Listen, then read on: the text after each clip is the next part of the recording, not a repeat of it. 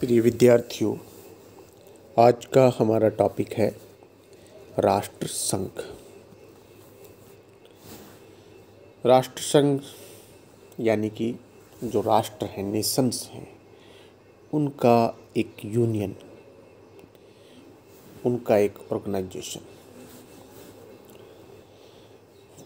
प्रथम विश्व युद्ध की समाप्ति के पश्चात भविष्य में युद्ध संबंधी संभावनाओं को रोकने के लिए पेरिस शांति सम्मेलन में अमेरिकी राष्ट्रपति विल्सन के विशेष प्रयत्नों से राष्ट्रसंघ की स्थापना हुई थी।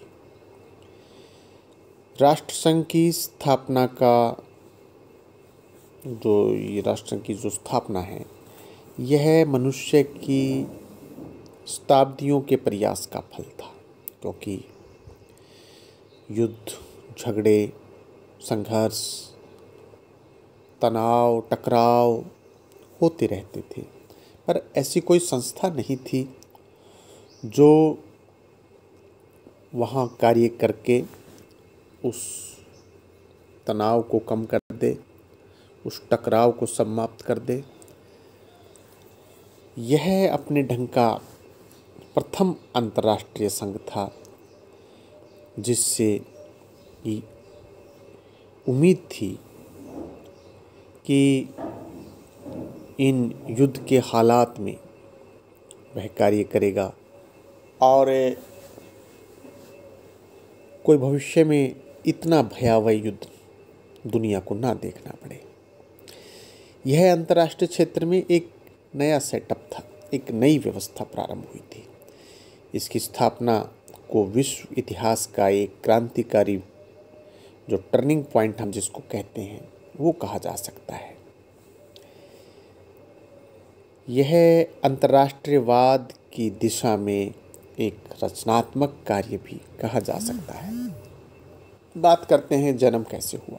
ये तो किन परिस्थितियों में जन्म हुआ। अब राष्ट्रसंघ का जन्म प्रथम विश्व युद्ध के विनाशकारी परिणामों के कारण दुनिया में जो बुद्धिजीवी थे, संवेदनशील लोग थे, राजनीतिज्ञ थे, वे सब चिंतित थे। उन्होंने भविष्य में ऐसे विनाशकारी युद्धों को रोकने के लिए एवं युद्ध काल में ही शांति स्थापित करने हेतु अनेक योजनाएं प्रस्तुत की, जिनके कारण प्रथम विश्व युद्ध की समाप्ति के पश्चात राष्ट्रसंघ की स्थापना संभव हो सकी। राष्ट्रसंघ की स्थापना में अमेरिका के राष्ट्रपति विल्सन की भूमिका बहुत महत्वपूर्ण मानी जाती है। 8 जनवरी 1914 को विल्सन ने अपने 14 सूत्री उन्होंने अपने 14 सूत्रों की घोषणा की, जिसके अंतिम बिंदु में राष्ट्रसंघ की स्थापना पर जोर दिया गया था। पेरिस शांति सम्मेलन में राष्ट्रसंघ की रूपरेखा बनाने हेतु एक समिति गठित की गई थी, जिसके अध्यक्ष स्वयं विल्सन थे। ब्रिटेन के लॉर्ड सेसिल और फिलीमोर तथा दक्षिण अफ्रीका के जनरल समुट्स इस समिति के सदस्य थे। 3 फरवरी 1919 को इस समिति के सदस्यों ने राष्ट्रसंघ की रूपरेखा प्रस्तुत की। विद्यार्थियों, मैंने अभी जो विल्सन के 14 सूत्र घोषणा करने की जो दिनांक है, वो 8 जनवरी 1914 उच्चारित की थी, लेकिन उसे 8 जनवरी 1919 समझा जाए, क्योंकि युद्ध की समाप्ति के पश्चात ये सारा एक्सरसाइज हो रहा था। तो कृपया उसको, मैं अपनी बात को रिपीट कर रहा हूँ, और वहाँ से मैं अपने जो तीनों चारों जो मैंने अभी बात कही है उनको भी रिपीट कर रहा हूँ, ताकि आपका कोई संशय वो समाप्त हो जाए। राष्ट्रसंघ की स्थापना में अमेरिका के राष्ट्रपति विल्सन की भूमिका सर्वाधिक महत्वपूर्ण मानी जाती है। 8 जनवरी 1919 को विल्सन ने अपने प्रसिद्ध सूत्रों की घोषणा की, जिसके अंतिम बिंदु में राष्ट्रसंघ की स्थापना पर जोर दिया गया था। पेरिस शांति सम्मेलन में राष्ट्रसंघ की रूपरेखा बनाने हेतु एक समिति गठित की गई थी, जिसके अध्यक्ष विल्सन थे। ब्रिटेन के लॉर्ड सेसिल और फिलीमोर तथा दक्षिण अफ्रीका के जनरल समुट्स इस समिति के सदस्य थे। 3 फरवरी 1919 को इस समिति के सदस्यों ने राष्ट्रसंघ की रूपरेखा तैयार की। 14 फरवरी को उसे शांति सम्मेलन की आम सभा में प्रस्तुत किया। इस अवसर पर विल्सन ने कहा था कि एक जीवित वस्तु पैदा हुई है। इसके प्रारूप में 4000 शब्द थे।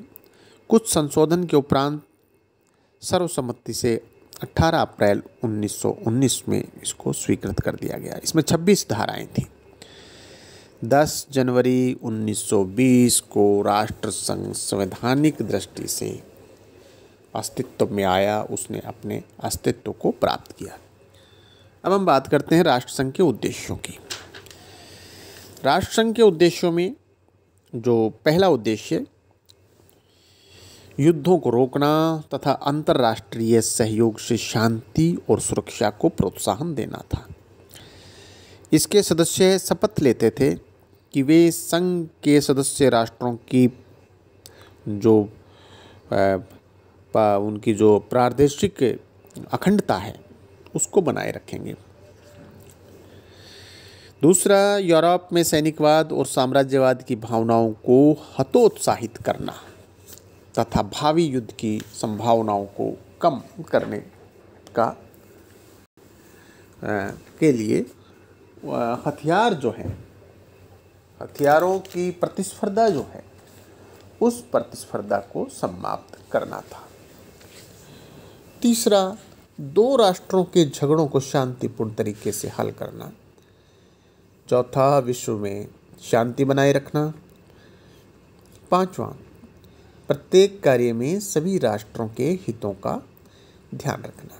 6, सभी राष्ट्रों का सम्मान करते हुए किसी भी राष्ट्र के विकास के मार्ग में बाधा उपस्थित नहीं करना। 7वां, पेरिस शांति सम्मेलन द्वारा स्थापित व्यवस्था को कायम रखना। 8वां, मानव मात्र के कल्याण के लिए विविध उपाय करना। अब बात करते हैं हम इसकी सदस्यता की। इस संघ का प्रारंभ 31 राष्ट्रों से हुआ तथा इसकी सदस्य संख्या 1931 ईस्वी तक 55 हो गई। भारत भी राष्ट्रसंघ का सदस्य था। राष्ट्रसंघ का दुर्भाग्य था कि कई बड़े बड़े देश इसके सदस्य नहीं बने थे। आपको आश्चर्य होगा विद्यार्थियों, इसका जन्मदाता विल्सन, अमेरिका का जो राष्ट्रपति, अमेरिका को राष्ट्रसंघ का सदस्य नहीं बनवा सका। प्रारंभ में जर्मनी और रूस को भी इसका सदस्य नहीं बनाया गया था।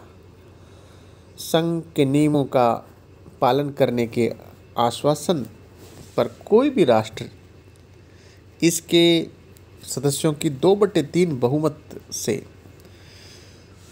सदस्य बन सकता था। जैसे बाय द वे जर्मनी को ही सदस्य बनाना है तो उसमें प्रस्ताव आएगा, फिर प्रस्ताव पे जो सदस्य राष्ट्र हैं वो वोटिंग करेंगे और उसमें से यदि 2/3 कहते हैं कि यस जर्मनी को सदस्य बनाया जा सकता है, तो इस प्रकार से कोई नया राष्ट्र उसका सदस्य बन सकता था। इसी प्रकार यदि कोई राष्ट्र संघ की सदस्य छोड़ना चाहता तो उसे एक नोटिस देना होता था, 2 साल पहले सूचना देनी होती थी। 1923 में ब्राज़ील ने इसकी सदस्यता छोड़ दी। जर्मनी 1926 में इसका सदस्य बना और उसने 1933 में इसकी सदस्यता छोड़ दी।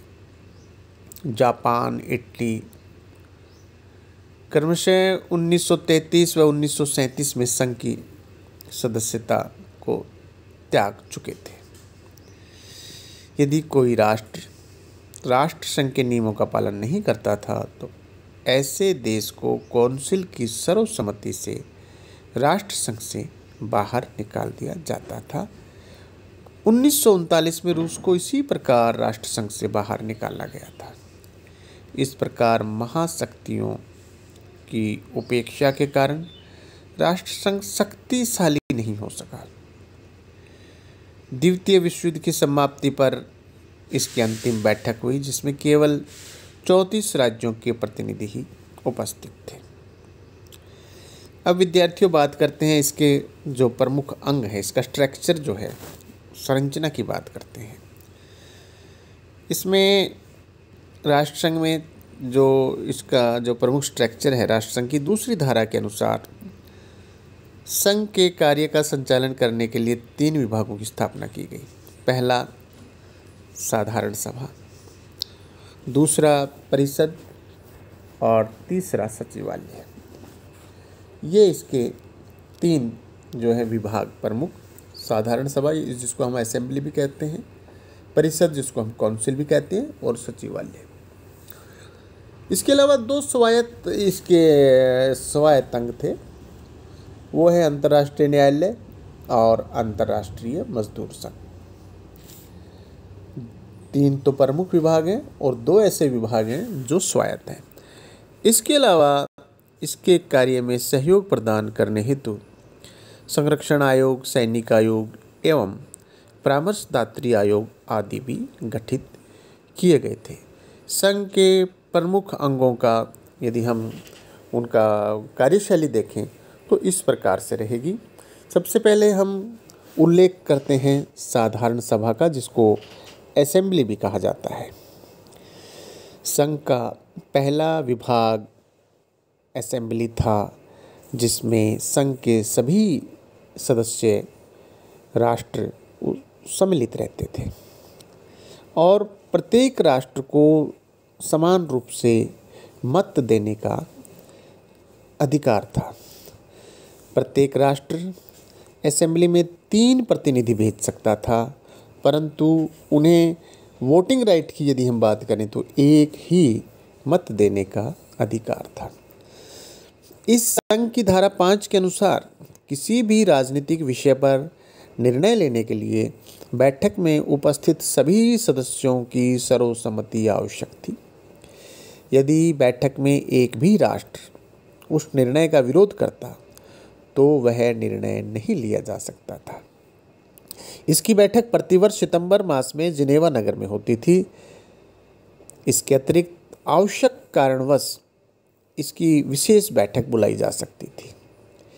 यह प्रतिवर्ष एक अध्यक्ष व 8 उपाध्यक्ष का निर्वाचन करती थी। उनका निर्वाचन 1 वर्ष के लिए होता था। सभा का कार्य 6 समितियों द्वारा संपन्न किया जाता था। इतिहासकार मावर ने लिखा है कि वास्तव में सभा केवल एक वाद विवाद का मंच न होकर राष्ट्रसंघ का एक प्रभावशाली अंग थी। सभा के कार्यों की देखभाल वहाँ का महामंत्री करता था। अब बात है सभा के कार्य। सभा के कार्य क्या क्या हैं? मोटे तौर पर 3 कार्य थे: निर्वाचन संबंधित, व्यवस्थापिका संबंधित और परामर्श संबंधित। हम पहले बात करते हैं सभा के यदि कार्यों में सबसे पहले कार्य की, वो है निर्वाचन संबंधित। असेंबली 2/3 बहुमत से किसी भी राष्ट्र को इस संघ का सदस्य बना सकती थी। अगला, साधारण बहुमत द्वारा परिषद के अस्थायी सदस्यों का निर्वाचन कर सकती थी। उसके आगे काउंसिल द्वारा नियुक्त राष्ट्रसंघ के महासचिव की पुष्टि करती थी और अंतिम अंतर्राष्ट्रीय न्यायालय के लिए न्यायाधीशों की नियुक्ति करती थी। ये निर्वाचन संबंधी कार्य हैं। अब हम बात करते हैं व्यवस्थापिका संबंधी। असेंबली राष्ट्रसंघ के संविधान में संशोधन कर सकती थी। वार्षिक बजट भी इसी ये जिसको हम बात कर रहे हैं व्यवस्थापिका, वार्षिक बजट इसी में प्रस्तुत होता था और इसके सदस्य ही इसे पास करते थे। बात करते हैं परामर्श संबंधी। अंतर्राष्ट्रीय हितों से संबंधित किसी भी सामान्य प्रश्न पर विचार यह समिति करती थी, मतलब इसका वो था, और काउंसिल को अपनी परामर्श भेज सकती थी। जो साधारण सभा की ये जो अंग हैं, ये कि इनके सभा के क्या कार्य थे, उसमें ये परामर्श संबंधी कार्य था कि अंतर्राष्ट्रीय हितों से संबंधित किसी भी सामान्य प्रश्न पर विचार कर सकती थी और काउंसिल को अपनी परामर्श, अपना जो भी विचार है, सुझाव है, भेज सकती थी। परंतु साधारण सभा स्वयं में कोई कार्य नहीं करती थी, केवल परामर्श दे सकती थी। ये इसके जो सदस्य राष्ट्रों को अधिकार था कि वे अपनी अंतर्राष्ट्रीय समस्याएं व दूसरे राष्ट्रों के विरुद्ध शिकायतें महासभा में प्रस्तुत करें, परंतु इसके सदस्यों को किसी भी राष्ट्र के आंतरिक मामलों में हस्तक्षेप करने का अधिकार नहीं था। असेंबली का पहला अधिवेशन नवंबर 1920 तारीख 15 और अंतिम अधिवेशन 18 अप्रैल 1946 को हुआ था। इस अधिवेशन में उपस्थित जो सदस्य थे, उन्होंने सर्वसम्मति से, 34 सदस्य उपस्थित हुए थे, उन्होंने सर्वसम्मति से राष्ट्रसंघ को विघटित करने का प्रस्ताव पारित कर दिया था। अब हम बात करते हैं परिषद की, जिसको काउंसिल कह रहे हैं हम। काउंसिल राष्ट्र संघ की सबसे शक्तिशाली संस्था थी।